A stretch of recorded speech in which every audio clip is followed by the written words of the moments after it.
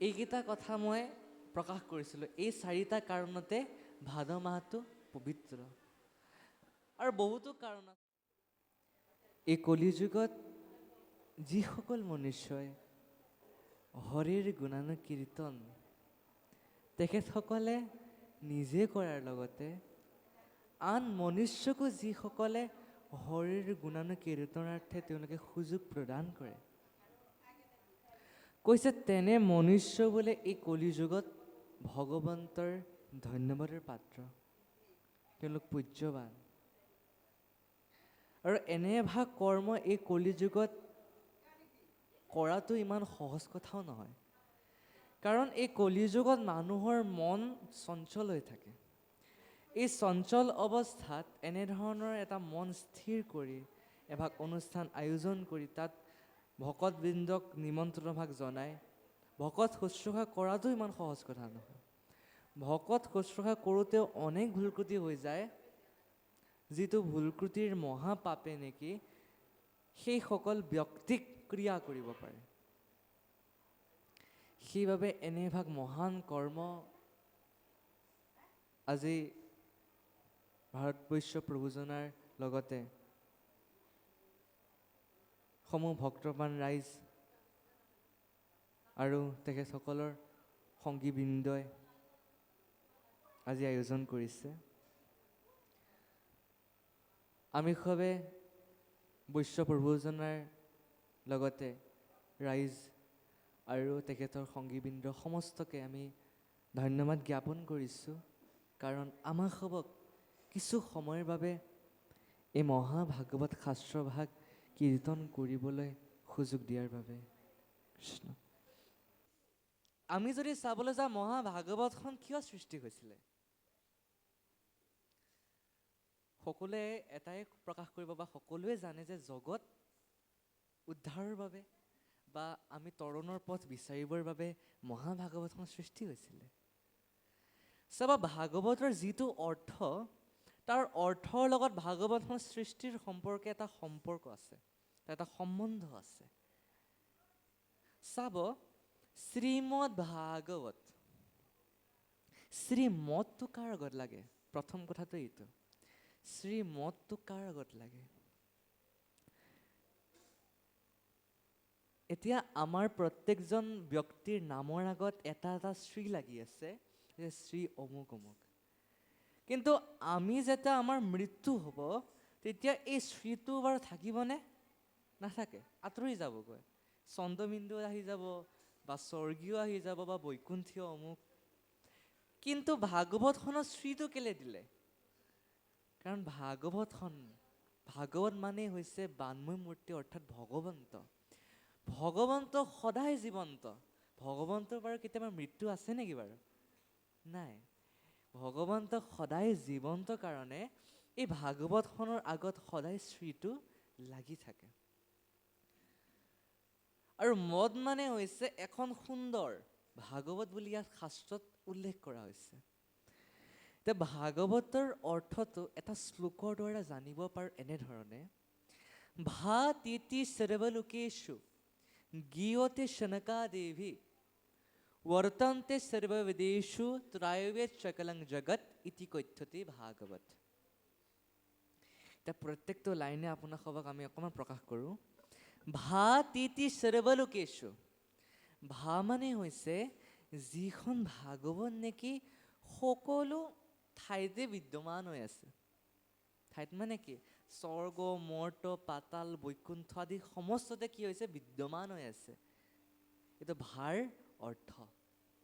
ভাৰ অৰ্থ কি? যিখন ভাগৱত নেকি সকলো ঠাইতে সকলো লোকতে বিদ্যমান হৈ থকাখনেই হৈছে ভাগৱত। এইটো ভাৰ অৰ্থ। গীয়তে সনকাদেৱী, গ মানে কি? যিখন ভাগৱত নেকি চাৰি সিদ্ধই কীৰ্তন কৰিব পাৰে। এতিয়া চাৰি সিদ্ধ কোন কোন? সনক, সনন্দ, সনাতন আৰু সনত কুমাৰ। সনাতন আৰু সনত কুমাৰ, এই চাৰি সিদ্ধ ব্ৰহ্মাৰ, ভগৱন্তৰ আচলতে ব্ৰহ্মাৰ প্ৰথম মনুপুত্ৰ। প্ৰথম মনুপুত্ৰ কি আছিলে? চাৰি সিদ্ধ। আপোনাক সবে জানেই চাৰি সিদ্ধৰ সম্পৰ্কে, যে চাৰি সিদ্ধ সেই 5 বছৰীয়া শিশুটোৰ নিচিনাই হৈ ফুৰিল। তেওঁলোক বোলে ডাঙৰ নহ'ল। কিহৰ কাৰণে? আপোনালোকে যদি মোক চাইছে বা মোক যদি ইউটিউবত যদি দেখা পাইছে, তেনেহ'লে নিশ্চয় আপোনালোকে জানে যে মই প্ৰত্যেকটো অনুষ্ঠানত নৱপ্ৰজন্মসকলক উদ্দেশ্যি প্ৰকাশ কৰোঁ, শিশুসকলক উদ্দেশ্যি। কিহৰ কাৰণে প্ৰকাশ কৰোঁ? কাৰণ সৰু সৰু ল'ৰা ছোৱালীৰ শৰীৰত কি থাকে? ভগৱন্ত বিদ্যমান হৈ থাকে। তেওঁলোকৰ মায়া মোহ একো নাথাকে, নহয়নে? তেওঁলোকৰ মায়া মোহ নাথাকে। তেওঁলোকৰ নাই টেনশ্যন আছে নে কি চিন্তা আছে কওক? চিন্তা নাই কাৰণে তেওঁলোকৰ মায়া নাই। সেইবাবে শিশুসকলক কি বুলি কোৱা হৈছে? পবিত্ৰ বুলি শাস্ত্ৰত গণ্য কৰা হৈছে। শাস্ত্ৰত গণ্য কৰা হোৱাৰ বাবে চাৰি সিদ্ধই সদায় সৰু হৈ থাকিল, কাৰণ তেখেতসকলৰ মনত যাতে কেতিয়াও মায়ামোহ বিষয়ৰ ভাৱ যাতে তেওঁলোকৰ উৎপন্ন নহওক, সেইবাবে তেখেতসকলে সদায় চাপৰ চুটি সেই 5 বছৰীয়া শিশুৰ দৰেই হৈ থাকিল। সেইসকল চাৰি সিদ্ধৰ কথা মই আজি প্ৰকাশ কৰিছোঁ। এই চাৰি সিদ্ধসকলে কি কৰিছে? তেওঁলোকে বিবাহ কৰা নাছিল।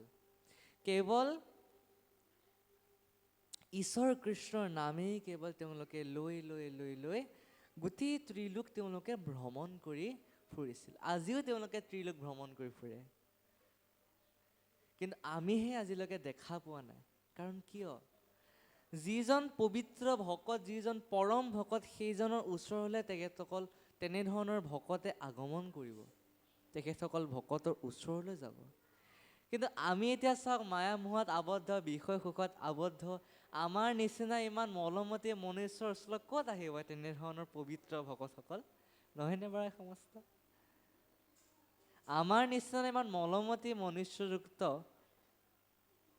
ক'ত আহিব বাৰু তেনেধৰণৰ পৰম ভকত? কিন্তু যিসকল পৰম ভকত, আমি যদি উদাহৰণস্বৰূপে চাবলৈ যাওঁ, ব্যাসদেৱৰ ওচৰত নাৰদদেৱ আহিছিল।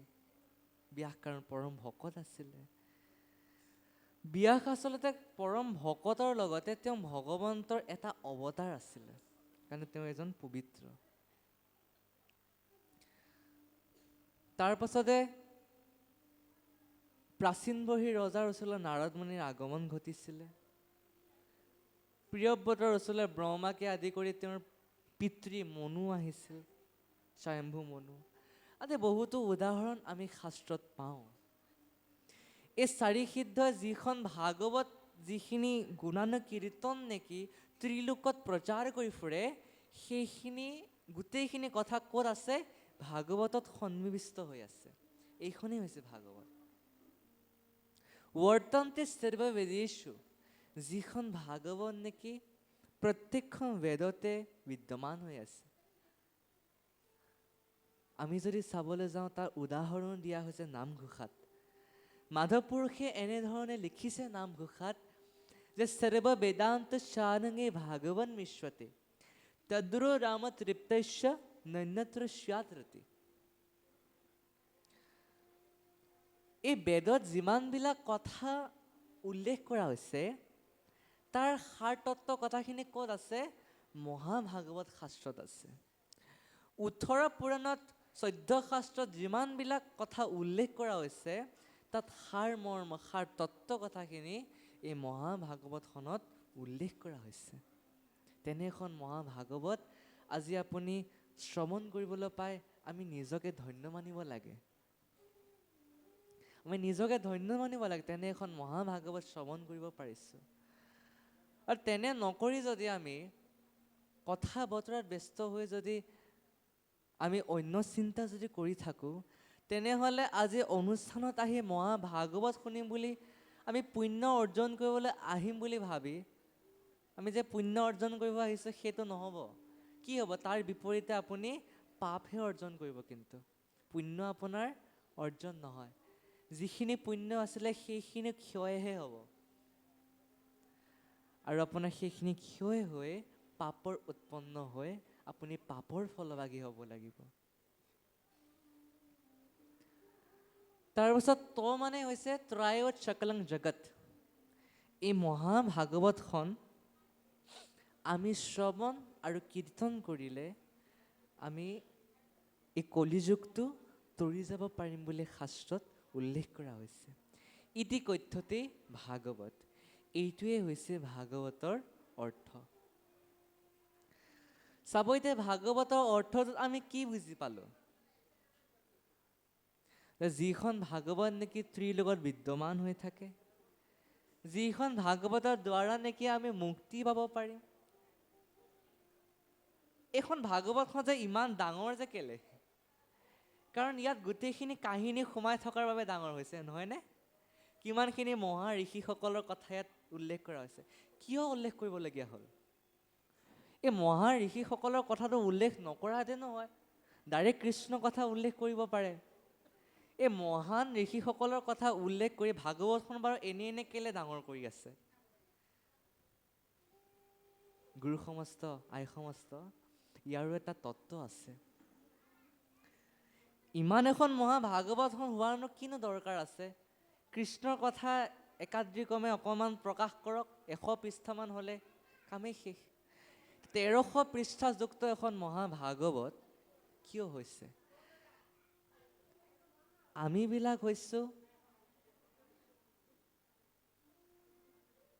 বুজিব নোৱাৰা মনুষ্য। এটা সুন্দৰ বাক্য আছে, কুকুৰৰ নেজ কেতিয়াও পোন নহয়।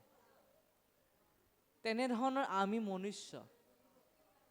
সেই নেজডাল পোন নোহোৱা আমি মনুষ্যই যিমানে আমাৰ তত্ত্বগতৰ জ্ঞান নিদিয়ক কিয় আমি সেই জ্ঞান কেতিয়াও বুজি উঠিব নোৱাৰোঁ। কৃষ্ণৰ কথা যদি আপোনাৰ কাণত পেলাই থাকে, আপোনাৰ জ্ঞান কেতিয়াও নাহে।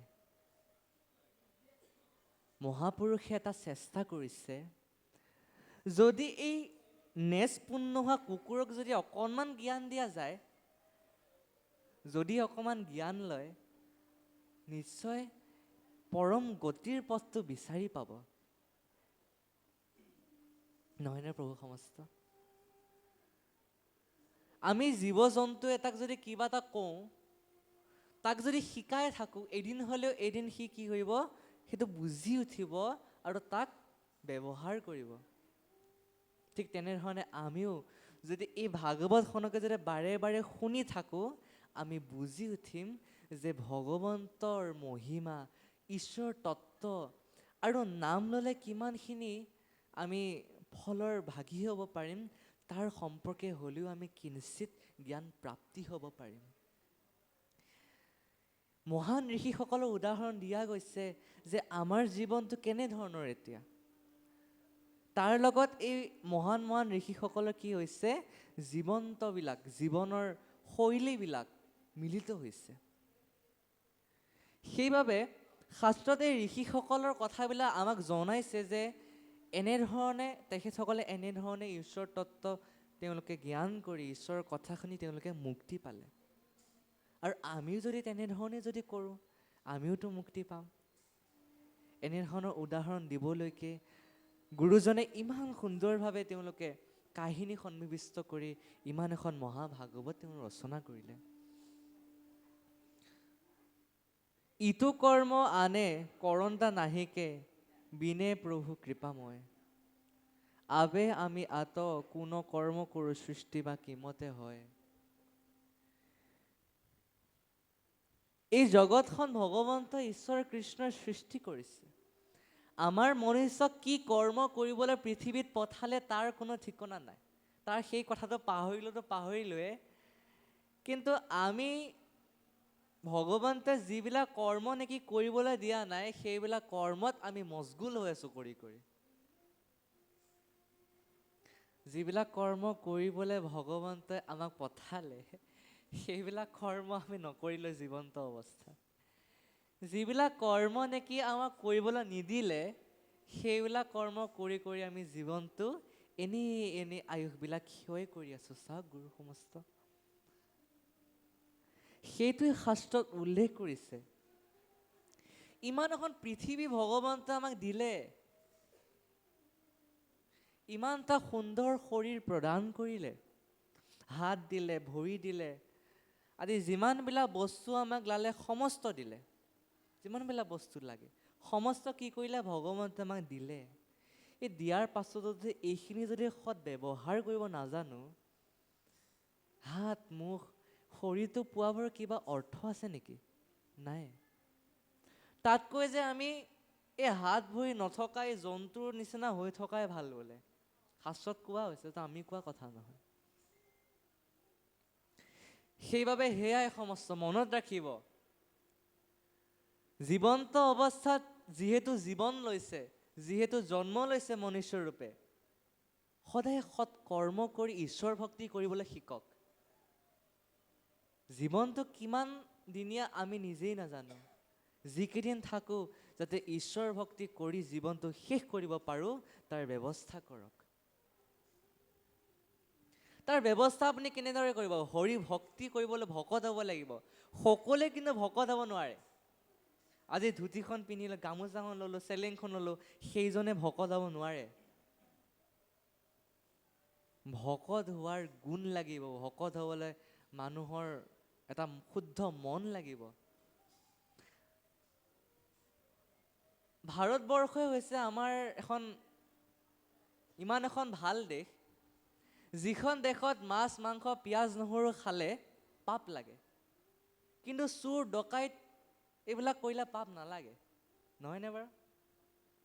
এইখনে আমাৰ একমাত্ৰ এখন দেশ আছে যিখনত বেয়া কৰ্ম কৰিলে পাপ নালাগে, মাছ মাংস পিঁয়াজ নহৰু খালে পাপ লাগে। একমাত্ৰ এইখনেই শ্ৰেষ্ঠ দেশ। এইখনে বাৰু ভাৰতবৰ্ষ নেকি? গুৰুজনাই যিখিনি শিক্ষা দি থৈ গ'ল এইখিনিয়ে নেকি বাৰু? চাওক, হে গুৰু সমস্ত মাতৃ সমস্ত, প্ৰকৃত ভকত হ'বলৈ হ'লে আপোনাৰ মনত এক ভক্তিৰ লক্ষণ থাকিব লাগিব। আপোনাৰ যদি ভকত হোৱাৰ লক্ষণ নাথাকে, ভক্তি কৰাৰ যদি লক্ষণ নাথাকে, সেইজন ব্যক্তি কেতিয়াও ভকত হ'ব নোৱাৰে। সত্য, শৌচ, ক্ষমা আৰু দয়া, সকলোৱে জানে এই চাৰি ধৰণৰ যেতিয়া মানুহৰ শৰীৰত থাকিব, চাৰিটা গুণ, সেইজনে ভকত হ'ব পাৰিব। সত্যত আজিকালি সকলোৱে থাকিবলৈ চেষ্টা কৰে, কিন্তু আজিকালি পৰিস্থিতিয়ে মানুহক কি কৰি দিয়ে? সত্যত যাবলৈ বাধা প্ৰদান কৰে। আজিকালি সমাজে ঠাট্টা কৰে সত্যত থাকিলে। এই কলি যুগত যুধিষ্ঠিৰ হ'ব আহিছ, সমাজে মানে ঠাট্টা কৰিবলৈ আৰম্ভ কৰে। কিন্তু চাব, যিটো ৰাস্তাত কাঁইট থাকে, যিটো ৰাস্তাত আমি কষ্ট পাওঁ, দুখ বেজাৰ থাকে, সেই ৰাস্তাটোতে কি থাকে? সফলতা থাকে। সেই ৰাস্তাটোতে সুফল থাকে। মনত ৰাখিব সদায় কথাষাৰ। সেইবাবে ভাগৱতত উল্লেখ কৰা মতে যিকেইটা গুণৰ আশ্ৰয় আমি ল'ব লাগিব জীৱন্ত অৱস্থাত, সেইকেইটা গুণ ল'বলৈ চেষ্টা কৰক। কাৰণ আপুনি যদি আজি ভাল কৰ্ম কৰিবলৈ চেষ্টা কৰে, আপোনাক মানুহে সদায় কেঁকুৰাৰ দৰে টানিবলৈ চেষ্টা কৰিব। উন্নতিৰ পথেৰে যদি যাবলৈ চেষ্টা কৰে, সদায় কেঁকুৰাই আপোনাক টানিবই।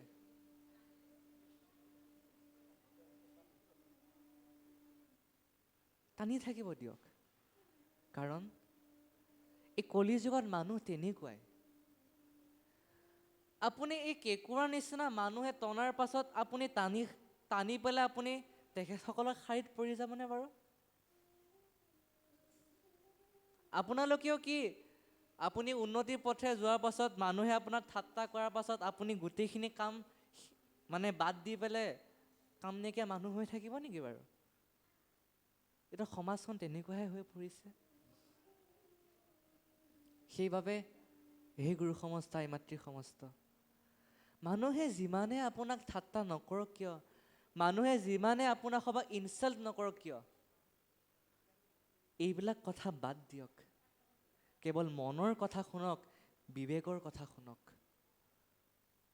আপুনি মনৰ কথা শুনি যদি আগবাঢ়ি যাবলৈ চেষ্টা কৰে,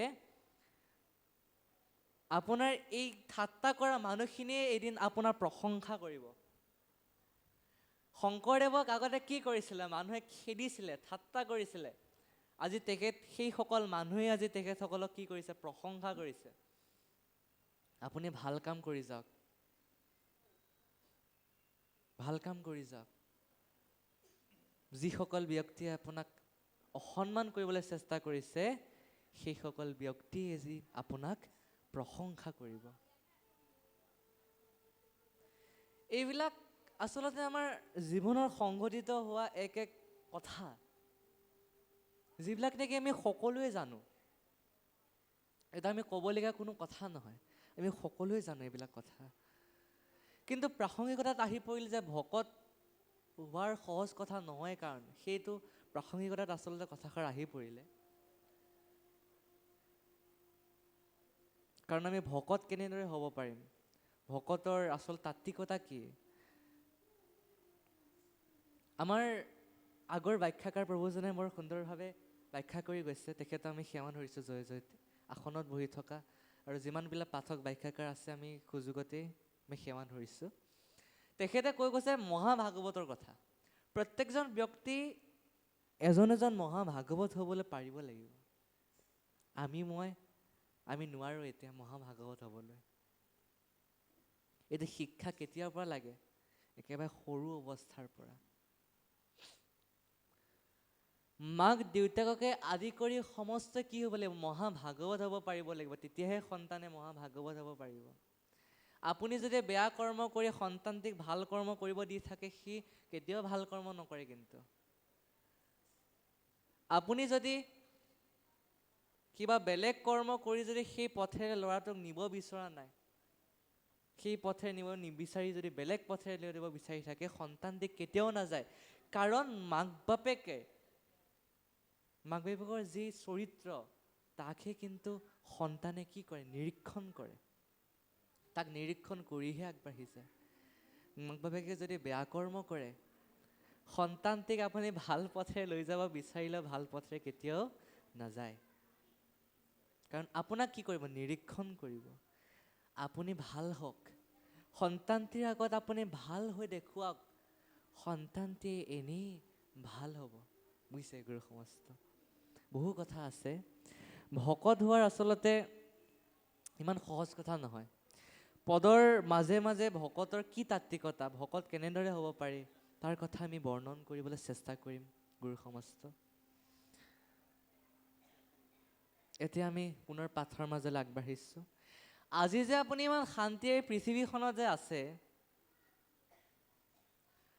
পৃথিৱীখন যে ঘূৰি আছে, পৃথিৱীখন যে ৰসাতলত যে এদিন আছিলে, সেইখন ৰসাতলৰ পৰা যে আজি এইখিনি পাইছে, এটা স্থিতিত যে ৰৈ আছে, এইটো কাৰ কৃপাত ৰৈ আছে বাৰু? ভগৱন্ত ঈশ্বৰ কৃষ্ণ।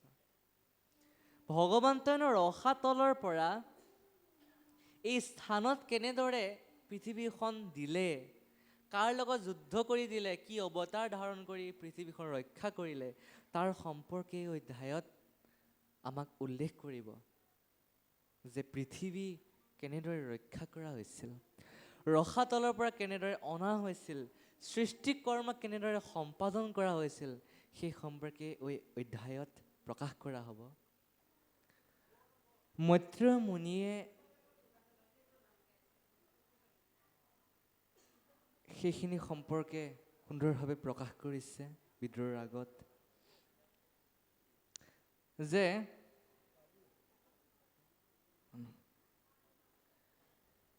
আৰু এইখিনি কথা নৈমিষাৰণ্যত সুতদেৱে সৌনকাদিসকলক বৰ সুন্দৰভাৱে প্ৰকাশ কৰি আছে। শাস্ত্ৰৰ সম্পৰ্কে মহাভাগৱতৰ কথা তেওঁ প্ৰকাশ কৰি আছে।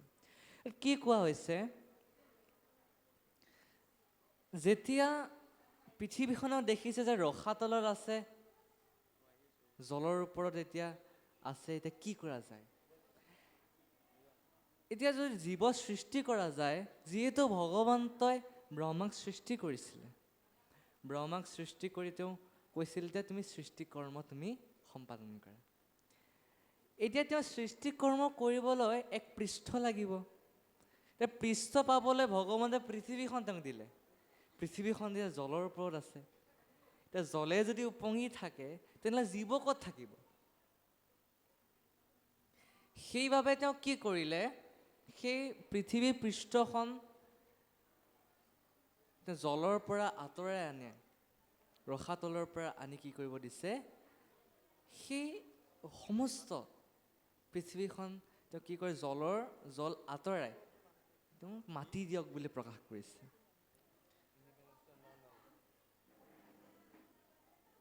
তেওঁ ঠাই একুৰা দিয়ক, আৰু সেইমতে ভগৱন্তে কি কৰিলে, নাকৰ পৰা, ব্ৰহ্মাৰ যিটো নাক আছিলে তাৰ পৰা কি হ'ল, বৰাহ ৰূপে তেওঁ জন্ম ল'লে। আৰু এই বৰাহ অৱতাৰটোৱে হৈছে ভগৱন্তৰ ৩য় নম্বৰ অৱতাৰ। তাৰ ২৪টা অৱতাৰ সৰ্বশ্ৰেষ্ঠ, ২৪টা অৱতাৰ তেওঁ আছে। তাৰ ভিতৰত ১০ অৱতাৰ শ্ৰেষ্ঠ।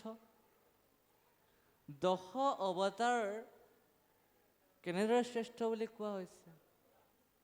মৎস্য কুৰ্ম বৰাহস্য নিৰসিংহত বামন ৰামস্য বুদ্ধ কল্কিশ্বতেৰিষ।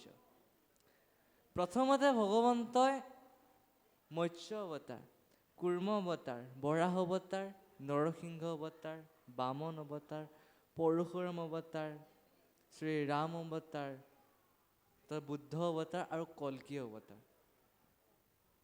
এই ১০ অৱতাৰ ভগৱন্তৰ আছিলে, শ্ৰেষ্ঠ। এই শ্ৰেষ্ঠৰ ভিতৰত এতিয়া বৰাহ অৱতাৰৰ কিমান নম্বৰ অৱতাৰ? ৩ নম্বৰ অৱতাৰ। এই ৩ নম্বৰ অৱতাৰ লৈ ভগৱন্তই এতিয়া ব্ৰহ্মাৰ নাকৰ পৰা তেওঁ কি কৰিছে, জন্ম লৈছে। শাস্ত্ৰত কোৱা হৈছে, বাজ হৈয়া লীলাই আকাশে বহিলন্ত, বৰাহ চৱাল দেখি ব্ৰহ্মা দৰিলন্ত। ক্ষণেক বাঢ়িল দেহা মত্ত গজনয়, দেখিয়া ব্ৰহ্মাৰ মনে মিলিল বিস্ময়। ব্ৰহ্মাৰ নাকৰ পৰা জন্ম লোৱা সেই বৰাহ সেই অৱতাৰটো, সেই শৰীৰটো সৰু হৈ আছিলে। নাকৰ পৰা কিমান সৰুকে, কিমান ডাঙৰকে ওলাব আৰু? যিমান সৰু আছিলে নাকটো, সিমান সৰুকে সেই গাহৰিটো ওলাল। বৰাহ মানে হৈছে গাহৰি। সেই বৰাহ ওলাল। ওলোৱাৰ পাছত সেই বৰাহটো এতিয়া কি হ'ল, খন্তেকতে এটা ডাঙৰ পৰ্বতৰ সমান বৃহৎ এটা আকৃতি তেওঁ কি কৰিলে, ধাৰণ কৰিলে। এই ধাৰণ কৰা আকৃতিটো দেখি তাত উপস্থিত থকা যিমান ব্ৰহ্মা আদি দেৱগণ আছিলে আচৰিত হৈছে। কি এক বিস্ময়, কি অদ্ভুত দৃশ্য! ইমান সৰুকৈ জন্ম লৈ তৎক্ষণাতে পৰ্বত আকৃতি ধাৰণ কৰিলে সেই ভগৱন্ত ঈশ্বৰ কৃষ্ণই। তেতিয়া সুন্দৰভাৱে ব্ৰহ্মা আদি দেৱগণে সেইজন বৰাহক কি কৰিছে, স্তুতি কৰিছে। এনেদৰে স্তুতি কৰিছে, কিবা মোক দেখা দিয়া প্ৰভু ভগৱন্ত, নিজৰ ৰূপত ঢাকি এই ৰূপে প্ৰৱৰ্তন্ত। এই মতে পুত্ৰগণ সমে সৃষ্টি কৰ, বহি আছে বিমৰিষ কৰি বহুতৰ। হে প্ৰভু ঈশ্বৰ, তুমি এতিয়া মোৰ দুখ দূৰ কৰিবলৈ তুমি এই অৱতাৰ ধাৰণ কৰিছা, মই গম পাইছো। যিখন পৃথিৱী নেকি ৰসাতলত বিদ্যমান হৈ আছে, বিৰাজ কৰি আছে। আৰু জানে ৰসাতলত কোনে লৈ গৈছিলে? হিৰণ্যাক্ষই লৈ গৈছিলে। সেই হিৰণ্যাক্ষই লৈ যোৱাৰ কথাখিনি পিছৰ পদত উল্লেখ কৰিব, যে তেওঁ হিৰণ্যাক্ষ কেনেদৰে বধ কৰিছিলে সেই সম্পৰ্কে উল্লেখ কৰিব। ইয়াক কোৱা হৈছে যে তুমি সেই হিৰণ্যাক্ষক বধ কৰি পৃথিৱীখন উদ্ধাৰ কৰিবলৈ যে এই অৱতাৰটো যে ধাৰণ কৰিছা, সেই কথাটো মই বুজিব পাৰিছো। হে প্ৰভু, তোমাক কি দি ভজিম? তুমি তোমাৰ পুত্ৰ অৰ্থাৎ মোক তুমি সৃষ্টি কৰ্ম আদি সমৰ্পণ কৰিলা, কেনেদৰে কৰিব লাগে তাৰ কথা মই একো নাজানো, অজানিতে অনেক ভুল ত্ৰুটি হ'ব পাৰে। হে প্ৰভু,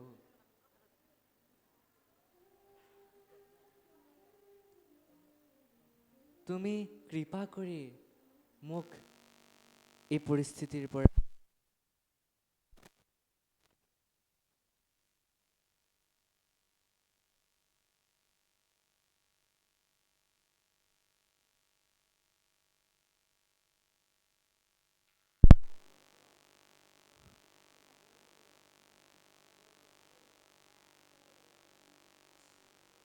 কৃষ্ণ ৰক্ষা কৰক বুলি কি কৈছে? এই ব্ৰহ্মাই কৃষ্ণক স্তুতি কৰিছে। এতিয়া তাৰ পাছত চাওক, ভগৱন্তই কিমান বছৰ মূৰে মূৰে বাৰু পৃথিৱীত জন্ম লয়? আমি এটা ধাৰণা কৰোঁ যে ইমান বছৰ মূৰে মূৰে। এটা অনুমানিক বছৰ দিয়া হৈছে শ্ৰীমদ ভাগৱতৰ যথাযথ কিতাপখনত, গ্ৰন্থখনত 8 লাখ নহয়, আচলতে 860 কোটি বছৰ মূৰে মূৰে ভগৱন্ত পৃথিৱীত জন্মগ্ৰহণ কৰে। এটা অনুমানিক, কিন্তু এতিয়া সেইটো কিমান সত্য আমি ক'ব নোৱাৰোঁ। আৰু 860 কোটিয়ে হৈছে বোলে মানে ব্ৰহ্মাৰ এদিন বুলি কোৱা হৈছে। কিন্তু আমিতো এতিয়া পাইছোঁ যে সত্য যুগৰ মুঠ আয়ুস হৈছে 17,28,000 বছৰ। ত্ৰেতা যুগৰ আয়ুস 12,94,000 বছৰ। দ্বাপৰ যুগৰ আয়ুস 8,64,000 বছৰ। কলি যুগৰ আয়ুস 4,32,000 বছৰ। তাৰে এতিয়া 5,126 বছৰ গৈছে। এইকেইটা মুঠ কৰিও 860 কোটি বছৰ নোলাইগৈ। ভগৱন্তই প্ৰতি যুগে যুগেতো পৃথিৱীৰ জন্ম লয়, নহয়নে গুৰু সমস্ত? এতিয়া সেইটো এটা অনুমানিক ধৰা হৈছে, সেইটো কিমান সত্য আমি ক'ব নোৱাৰোঁ।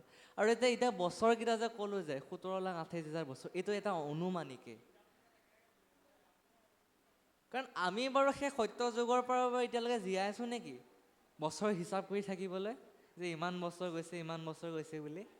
নাই হিচাপ কৰি থকা। কিন্তু এটা অনুমানিক মহাপুৰুষে আমাক সেইখিনি কথা প্ৰদান কৰি থৈ গৈছে। এতিয়া সেইজন ভগৱন্তই প্ৰতি যুগে যুগে ভগৱন্তৰ ভকতসকলৰ সুবিধাৰ্থে জন্ম লয়। 4ৰ্থ অধ্যায় সুন্দৰভাৱে কোৱা হৈছে, পৰিত্ৰায় সাধুনাং বিনাশায় দুষ্কৃতম ধৰ্ম সংস্থাপনাৰ্থে সম্ভৱামি যুগে যুগে। ভাদ মাহৰ সম্পৰ্কে আমি উল্লেখ কৰিছিলোঁ, যোৱা বছৰে উল্লেখ কৰিছিলোঁ। ভাদ মাহ কিয় পবিত্ৰ আছিলে? আমি কৈছিলোঁ যে এই ভাদ মাহটোতে ভগৱন্ত ঈশ্বৰ কৃষ্ণ জন্ম লোৱাৰ বাবে পবিত্ৰ। 1।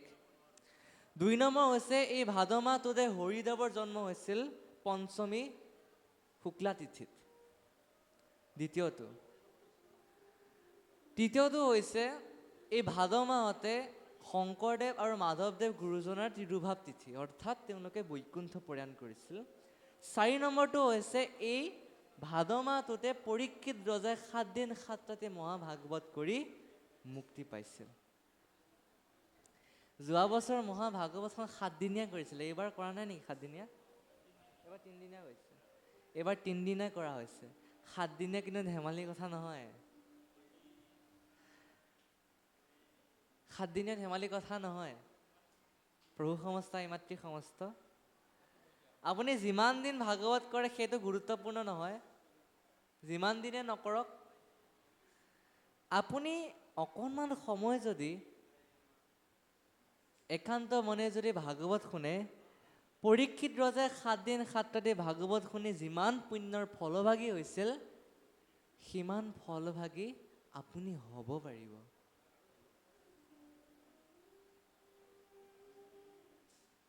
পৰীক্ষিত ৰজাই 7 দিন 7 ৰাতি ভাগৱত শুনি মুক্তি পাইছিল। আৰু আপুনি কলি যুগত যদি অকণমান সময় যদি ভাগৱত শুনে, এই পৰীক্ষিত ৰজাই 7 দিন 7 ৰাতি ভাগৱত শুনি যিমান পুণ্য পাইছিল, যিমান পুণ্যৰ ফলত মুক্তি পাইছিল, সেইখিনি পুণ্য আপুনি অকণমান সময় ভাগৱত শুনিয়ে প্ৰাপ্তি হ'ব পাৰিব। ইমানে এই কলি যুগৰ মহিমা চাবলৈ গ'লে। এইকেইটা কথা মই প্ৰকাশ কৰিছিলোঁ। এই 4টা কাৰণতে ভাদ মাহটো পবিত্ৰ। আৰু বহুতো কাৰণ আছে। আমি কৃষি ক্ষেত্ৰৰ ফালৰ পৰা যদি চাবলৈ যাওঁ, কৃষি কৰ্মৰ ফালৰ পৰা এই ভাদ মাহটোতে কৃষকসকলে অকণমান জিৰণি লয়, নহয়নে গুৰু সমস্ত? কৃষকসকলে এই ভাদ মাহটোতে অলপ জিৰণি লয় আৰু নামঘৰে ঘৰে নাম গুণ কীৰ্তন কৰে কাৰণেও এইটো মানে পবিত্ৰ বুলি গণ্য কৰা হয়। ভাদ মাহটো কৃষকসকলৰ দৃষ্টিত, কৃষি ক্ষেত্ৰৰ দৃষ্টিৰ ফালৰ পৰা আমি এইটো প্ৰকাশ কৰিছোঁ। আৰু চাইণ্টিফিক ৰিজন বহুত আছে, কিন্তু আধ্যাত্মিক দৃষ্টিৰ ফালৰ পৰা চাবলৈ গ'লে এই 4টাই হ'ব, মানে মূল এই 4টা। আন সৰু সৰীয়া বহু কথা আছে, আমি বাৰু ইমান জ্ঞাতও নহয়। এইকেইটা আমি মূল কথাখিনি আমি জ্ঞাত, সেইখিনি কথা আমি আপোনালোকৰ আগত ব্যক্ত কৰিছোঁ। এতিয়া চাওক, এইটো কাৰণে আমি পবিত্ৰ বুলি ক'লোঁ। এই ভগৱন্তই এই ভাদ মাহতে তেওঁ জন্ম লৈ কি কৰিলে? দুষ্টক দমন, সন্তক পালন আৰু ধৰ্মক পুনৰ সংস্থাপন কৰিলে। ভাগৱতৰ লগত সংগতি থকা এটা সুন্দৰ কাহিনী আপোনালোকক মই প্ৰকাশ কৰিম। সেই কাহিনীটো পিছৰ পদত ক'ম। আমি বাৰু আপুনি জানেনে, আমি যিখিনি পুণ্য অৰ্জন কৰোঁ, মৃত্যুৰ পাছত সেইখিনি পুণ্য বাৰু আমি আনজনক দিব পাৰিমনে? মই বা আপুনি কোনোৱে নাজানে, বা কোনোৱে জানিব পাৰে এই কথা।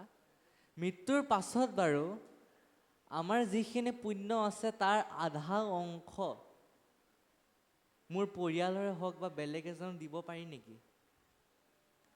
সেই কথা আমি এটা কাহিনীৰ জৰিয়তে গম পাম। আজি আপুনি মহাভাগৱতৰ সংগ পোৱাৰ কাৰণ কি? যোৱা জন্মৰ পুণ্যৰ ফল, ইয়াৰ সংগতি আছে। এজন ব্যক্তি বেয়া হৈও তেওঁৰ পুণ্যৰ বলত তেওঁ এজন পৰম ভক্ত হ'ব পাৰে। এইটো ভক্তিৰ বল।